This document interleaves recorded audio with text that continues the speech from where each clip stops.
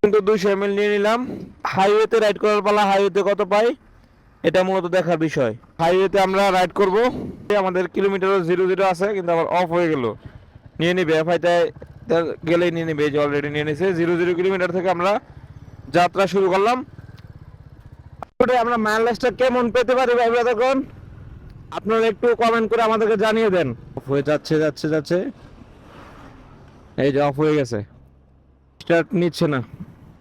আচ্ছা দেখে চলুন একটু হিসাব করে নেই তাহলে। আমাদের চলছে হলো 5.6, 5.6 ইন্টু 5, 28 কিলোমিটার। প্রথম হলো 27.5 কিলোমিটার, দ্বিতীয়বার পাচ্ছি 28 কিলোমিটার। এখন লাস্টে দেখার বিষয় হলো সিটিতে আমরা কেমন পাচ্ছি। তাহলে চলুন আমরা আমাদের সিটির রাইড শুরু করব।